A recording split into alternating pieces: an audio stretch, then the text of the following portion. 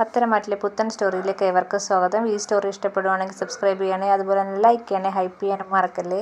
അങ്ങനെ ബിസിനസ്സിന് മുംബൈ പോയിട്ട് ആദർശിന് തോൽവിയാണ് ഉണ്ടായത്. അതുകൊണ്ട് തന്നെ മുത്തശ്ശനാണെങ്കിൽ ആദർശിനെ കമ്പനിയിൽ നിന്ന് പുറത്താക്കിയിരിക്കുകയാണ്. അതിൻ്റെ വിഷമം എല്ലാവർക്കും ഉണ്ട്. ഈ സമയത്താണ് അവന്തികയിൽ കമ്പനിയിൽ കൂടുതൽ ചുമതലകൾ ഏൽപ്പിക്കുന്നത്. പതുക്കെ കമ്പനിയിലെ എല്ലാ കാര്യവും അവന്തിക നോക്കാൻ തുടങ്ങി. പക്ഷേ കാര്യമായ വളർച്ചയൊന്നും ഉണ്ടാവുന്നില്ല. ഓരോ ദിവസം കഴിയുമ്പോഴത്തേക്കും ജ്വല്ലറി ഓരോന്ന് അടച്ചുപൂട്ടിക്കൊണ്ടിരിക്കുകയാണ്. മാത്രമല്ല നയന വരയ്ക്കുന്ന ഓരോ ഡിസൈനും അതിനൊക്കെ നന്നായിട്ട് ഏൻ ജ്വല്ലറിക്കാർ ഇറക്കുന്നുണ്ട്. എങ്ങനെയാണ് നയന വരയ്ക്കുന്ന അതേ ഡിസൈൻസ് ഏൻ ജ്വല്ലറിക്കാർക്ക് കിട്ടുന്നതെന്നൊരു സംശയമൊക്കെ മുത്തശ്ശന് തോന്നുന്നുണ്ട്. അങ്ങനെ മുത്തശ്ശൻ അജയനോട് അത് പറയുകയും ചെയ്യുന്നുണ്ട്. നമ്മുടെ നയന മോള് വരയ്ക്കുന്ന അതേ കണക്കുള്ള ഡിസൈൻ അവർക്കിങ്ങനെ കിട്ടുന്നുണ്ട്. അതുകൊണ്ട് തന്നെ ഈ കുടുംബത്തിലുള്ള ആരോ ഇവിടുത്തെ കാര്യങ്ങളെല്ലാം ചോർത്തി കൊടുക്കുന്നുണ്ട്.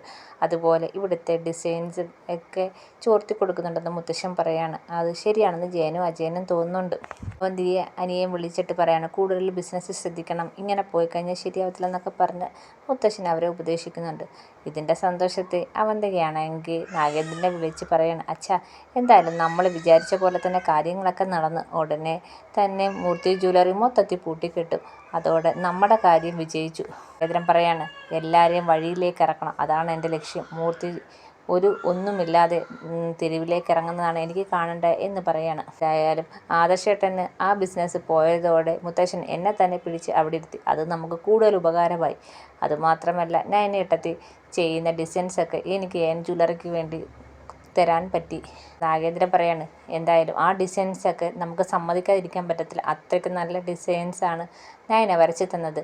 ഈ ഡിസൈൻസ് അവർ പുറത്തിറക്കിയായിരുന്നെങ്കിൽ നമ്മളൊക്കെ മുന്നേ തിരിച്ചു വന്നേനെ മൂർത്തി ജ്വല്ലറി. അപ്പം ആ ഡിസൈൻസൊക്കെ നമുക്ക് കിട്ടിയതുകൊണ്ടാണ് നമ്മുടെ ജ്വല്ലറികളെല്ലാം മെച്ചപ്പെട്ട് വന്നതും കേരളത്തിൽ തന്നെ ഒന്നാമതാവാൻ പറ്റുന്നതും ഒക്കെ നാഗേന്ദ്രൻ പറയുകയാണ്. എന്തായാലും മോളൊന്ന് സൂക്ഷിച്ചോണം. മൂർത്തിക്ക് അങ്ങനെ ഒരു സംശയം ഉണ്ടെങ്കിൽ അത് ഇനി വാച്ച് ചെയ്യുകയും ആരാന്ന് കണ്ടുപിടിക്കുകയും ചെയ്യും. അതാണ് മൂർത്തിയുടെ സ്വഭാവം എന്ന് നാഗേന്ദ്രൻ പറയാണ്. അപ്പം അവന്തിക പറയാണ്, അതൊന്നും അച്ഛൻ പേടിക്കണ്ട, ഇത്രയും നാൾ ഞാൻ പിടിച്ചു നിന്നില്ലേ, ഇനി ബാക്കിയുള്ള ഷോപ്പും കൂടെ അടച്ചു പൂട്ടിച്ചിട്ട് ഇതിൻ്റെ അവസാനം കാണത്തുള്ളൂ എന്ന് പറയുകയാണ്. അച്ഛനോട് ചെയ്തതിനെല്ലാം ഞാൻ പ്രതികാരം വീട്ടും, പിന്നെ ഈ കുടുംബത്തിൻ്റെ അടിവേര് ഞാൻ ഇളക്കും എന്ന് പറയാണ്. ഇത് പറഞ്ഞുകൊണ്ടിരിക്കുമ്പോഴാണ് ആദർശ് വരുന്നത്. ആദർശ് വരുമ്പോഴത്തേക്ക് പെട്ടെന്ന് അവന്തിക ഫോൺ കട്ട് ചെയ്യുന്നുണ്ട്. അപ്പോൾ ആദർശ് ചോദിക്കണം, ആരാണ്? അത് എൻ്റെ ഒരു കൂട്ടുകാരിയാണ്. അല്ല, നീ ബിസിനസ് കാര്യങ്ങളൊക്കെ പറയുന്ന പോലെ തോന്നി. അത് അവളുടെ അടുത്ത് പറഞ്ഞതാണ്, നമ്മുടെ ബിസിനസ് ഇപ്പോൾ താഴോട്ട് പോകുന്ന കാര്യമൊക്കെ അവളോട് പറഞ്ഞതാണ്. അപ്പോൾ അവൾ പറഞ്ഞതാണ്, വിഷമിക്കേണ്ട, നമ്മളൊക്കെ വർഷങ്ങളിൽ പഴക്കമുള്ള ജ്വല്ലറികളല്ലേ, അതൊക്കെ തിരിച്ചു വരും എന്ന് ആശ്വസിപ്പിച്ചാണെന്ന് പറയാണ്. അപ്പോൾ ആദർശ് പറയണം, അങ്ങനെ തമാശയായിട്ട് വിടേണ്ട കാര്യമല്ല, കാരണം നമുക്കിപ്പം നല്ല എതിരാളികളാണുള്ളത്. അവർ നമ്മളെ നന്നായിട്ട് ടാർഗറ്റ് ചെയ്യുന്നുണ്ട്. അതുകൊണ്ട് തന്നെ നമ്മൾ നന്നായിട്ട് കഠിനാധ്വാനം ചെയ്യണം. എനിക്ക് വന്ന പാളിച്ചകളാണ് ഇതിനൊക്കെ ഒരു കാരണം കൂടി എന്ന് ആദർശ് പറയുകയാണ്. അവന്തിക പറയാണ്, ഞാനും അനിയൊക്കെ നന്നായിട്ട് ബിസിനസ് ശ്രദ്ധിക്കുന്നുണ്ട്, നമ്മൾ പഴയതുപോലെ തിരിച്ചു വരും എന്ന് അവന്തിക പറഞ്ഞിട്ട് അങ്ങ് പോവുകയാണ്. പക്ഷേ ആദർശിൻ്റെ മനസ്സിൽ ഇപ്പോഴും ഒരു സംശയം തന്നെയുണ്ട്. ബിസിനസ് കാര്യം മാത്രമല്ല, ഇവിടുത്തെ ബാക്കിയുള്ള ജ്വല്ലറിയും കൂടെ അടച്ചു പൂട്ടുന്ന കാര്യം ആദർശ് കേട്ടായിരുന്നു. അപ്പം ആദർശിനാകപ്പാടെ ഒരു സംശയം തോന്നുന്നുണ്ട്. അങ്ങനെ മുറിയിലേക്ക് വരുന്ന ആദർശ് നയനടുത്ത് പറയാണ്, ഇങ്ങോട്ട് വന്നപ്പം അവന്തിക ആരോട് ഫോണിൽ സംസാരിക്കുന്ന പോലെ തോന്നി. അതത്ര ശരിയാണെന്ന് എനിക്ക് തോന്നില്ല. മുത്തശ്ശൻ പറഞ്ഞ പോലെ ഈ വീട്ടിൽ നിന്ന് ആരൊക്കെയോ ഇവിടുത്തെ ഡീറ്റെയിൽസും നിൻ്റെ ഡിസൈൻസും ഒക്കെ ഇവിടുന്ന് ഏൻ ജ്വല്ലറിക്ക് കൊടുക്കുന്നുണ്ട്. അത് ആരായിരിക്കും? ഇനി അവന്തിക എങ്ങാണോ ആണോ എന്ന് ആദർശ് സംശയം പ്രകടിപ്പിക്കുന്നുണ്ട്. അപ്പം നയന പറയാണ്, എന്താ ആദർശേട്ടൻ ഈ പറയുന്നത്? ആ അബി എങ്ങാണോ ആയിരിക്കും, അവനല്ലേ നമ്മുടെ കുടുംബം നശിപ്പിക്കണമെന്നുള്ളത്, അപ്പം അവൻ തന്നെ ആയിരിക്കും മറിച്ച് കൊടുക്കുന്നത് എന്ന് നയന പറയുന്നുണ്ട്. അല്ല, എനിക്കൊരു സംശയം, വെറുതെ ഒന്നും സംശയിക്കാതെ എന്ന് പറയാണ്. അപ്പോൾ ആദർശ് ചോദിക്കണം, അടുത്ത ഡിസൈൻ നീ എന്നാണ് വരച്ച് കൊടുക്കേണ്ടതെന്ന് പറഞ്ഞത്? 2 ദിവസത്തിനുള്ളിൽ കൊടുക്കണം എന്നാണ് നയന പറയുന്നത്. അവന്തിക എൻ്റെ അടുത്ത് ചോദിച്ചുകൊണ്ടേ ഇരിക്കുകയാണ്. ഒരു കാര്യം ചെയ്യും, നീ ഈ പ്രാവശ്യം ഡിസൈൻ വരച്ചാൽ എൻ്റെ കയ്യിൽ തന്നാൽ മതി, ഞാൻ കൊടുത്തോളാം. അതുമാത്രമല്ല 2 ഡിസൈൻ തരണം എന്ന് പറയാണ്. ഇതിന് ആദർശേട്ട അതൊക്കെ ഉണ്ട്, നീ 2 എണ്ണം വരച്ചെനിക്ക് തരണം എന്ന് പറയാണ്. അങ്ങനെ നയനയാണെങ്കിൽ 2 ഡിസൈൻ വരച്ച് കൊടുക്കുകയാണ്. അപ്പം അതിലൊരു ഡിസൈൻ എടുത്ത് അവന്തിക എടുത്ത് കൊടുക്കുന്നുണ്ട്. നയന തന്നെയാണെന്ന് പറഞ്ഞ് ആദർശ് കൊടുക്കുന്നുണ്ട്.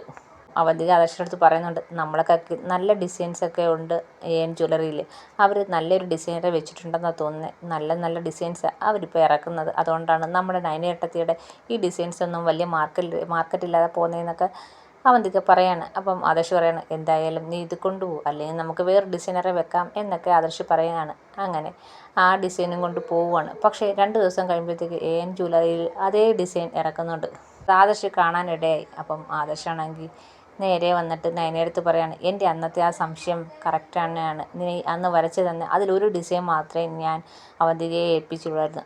മറ്റ് ഡിസൈൻ എൻ്റെ കയ്യിൽ തന്നെ ഉണ്ടായിരുന്നു. ഞാൻ ഏൽപ്പിച്ച അതേ ഡിസൈൻ തന്നെയാണ് ജ്വല്ലറിക്കാർ ഇപ്പോൾ ഇറക്കിയേക്കുന്നത്. അപ്പം ഇവിടുത്തെ ഡിസൈൻ ഇവിടുന്ന് മറിച്ച് കൊടുക്കുന്നത് അവന്തിക തന്നെയാണ്. അപ്പം അവന്തികയും ജ്വല്ലറിയും തമ്മിൽ എന്താണ് ബന്ധം?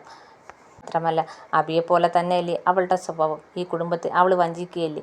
ഇനി അങ്ങനെ അവളെ വെച്ചുകൊണ്ടിരിക്കാൻ പറ്റത്തില്ല എന്ന് പറയാണ്. അപ്പം നയന പറയാണ്, ചുമ്മാ അതങ്ങ് പറയലേ ആദർശേട്ട, കൃത്യമായി തെളിവില്ലാതെ ആരെയും കുറ്റപ്പെടുത്തല്ലേ എന്ന് പറയാണ്. അപ്പം ഞാൻ അതിനെക്കുറിച്ച് കൂടുതൽ അന്വേഷിക്കട്ടെ എന്ന് ആദർശ് പറയുന്നുണ്ട്.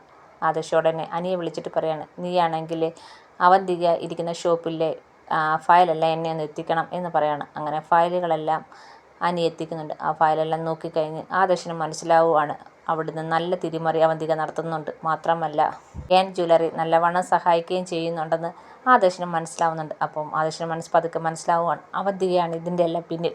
അവന്തിക കൂടെ നിന്നിട്ട് ചതിക്കുകയാണെന്ന് ആദർശിന് മനസ്സിലാവുന്നുണ്ട്. പക്ഷേ ഇതിനു വേണ്ടിയാണ് ഇവളിങ്ങനെ നമ്മളെ വഞ്ചിക്കുന്നതെന്ന് ആദർശിന് മനസ്സിലാവുന്നില്ല. അങ്ങനെ ആദർശാണെങ്കിൽ ഡേവിഡിനെ കുറിച്ചും ജ്വല്ലറിയെക്കുറിച്ച് കൂടുതൽ അന്വേഷിക്കുമ്പോൾ മനസ്സിലാവുന്നുണ്ട് അത് ഡേവിഡിൻ്റെ പുറകിൽ മറ്റൊരാളുണ്ടെന്നും നാഗേന്ദ്രനുണ്ടെന്നും മനസ്സിലാവുന്നുണ്ട്. അപ്പോഴാണ് മനസ്സിലാവുന്നത് അവന്തികയുടെ അച്ഛൻ തന്നെയാണ് നാഗേന്ദ്രൻ എന്നുള്ള കാര്യം ആദർശിന് മനസ്സിലാവുന്നുണ്ട്. ആദർശ് അറിഞ്ഞ കാര്യങ്ങളെല്ലാം നേരെ മുത്തശ്ശൻ്റെ അടുത്ത് പറയാൻ വന്നതാണ്. മുത്തശ്ശനാണെങ്കിൽ ആദർശിനെ ഇപ്പം കണ്ടുകൂടാ. കാരണം ഈ ബിസിനസ്സിലുള്ള തകർച്ചയ്ക്ക് ഒരു കാരണം ആദർശാണെന്നാണ് മുത്തശ്ശൻ വിചാരിച്ചിരിക്കുന്നത്. എനിക്ക് നിന്നോടൊന്നും സംസാരിക്കാനില്ലെന്നും പറഞ്ഞ് ആദർശിനെ പറഞ്ഞു വിടുകയാണ്. അപ്പോൾ ആദർശ് പറയാണ്, ഞാൻ പറയുന്നത് കേൾക്ക് മുത്തശ്ശ, ഏറ്റവും സീരിയസ് ഉള്ള ഒരു കാര്യമാണ്, ഇത് പറയുന്നതൊന്ന് കേൾക്കാൻ പറയുകയാണ്. അങ്ങനെ മുത്തശ്ശൻ സമ്മതിക്കുന്നുണ്ട്. അന്നേരം പറയുകയാണ്, ഞാനാണെങ്കിൽ ഒരു പ്രധാനപ്പെട്ട കാര്യമാണ് മുത്തശ്ശനോട് പറയാൻ പോകുന്നത്. നയന വരയ്ക്കുന്ന ഡിസൈൻസ് എല്ലാം മുത്തശ്ശൻ പറഞ്ഞ പോലെ ജ്വല്ലറിക്കാർ അതിന് മുമ്പ് ഇറക്കുന്നുണ്ട്. അതെന്താ കാരണമെന്ന് എനിക്കൊരു സംശയം ഉണ്ടായിരുന്നു. അപ്പം ഞാൻ ഈ പ്രാവശ്യം നയനയോട് പറഞ്ഞായിരുന്നു 2 ഡിസൈൻ വരയ്ക്കണം. അതിൽ ഒരു ഡിസൈൻ മാത്രമേ ഞാനത് അവന്തികയെ ഏൽപ്പിച്ചുള്ളൂ. ആ ഡിസൈൻ എനിക്കും നയനയ്ക്കും അവന്തികയ്ക്കും മാത്രമേ അറിയത്തുള്ളൂ. പക്ഷേ അതിനുശേഷം 2 ദിവസം കഴിഞ്ഞപ്പോൾ അത് ജ്വല്ലറിക്കാരെ ഇറക്കി. അത് എങ്ങനെ ഇറക്കി? അബി പോലും ആ ഡിസൈൻ കണ്ടിട്ടില്ല. പിന്നെ എങ്ങനെ ജ്വല്ലറിക്കാരെ ഇറക്കിയെന്ന് ആദർശ് സംശയം പറയുകയാണ് മുത്തശ്ശനോട്. അപ്പോൾ എനിക്ക് അവന്തികയ്ക്ക് സംശയമേ. ഞാൻ പിന്നെ അവന്തിക ഷോപ്പിലെ ഫയലൊക്കെ എടുത്ത് നോക്കിയപ്പോൾ ആകെപ്പാടെ ക്രമക്കേട്.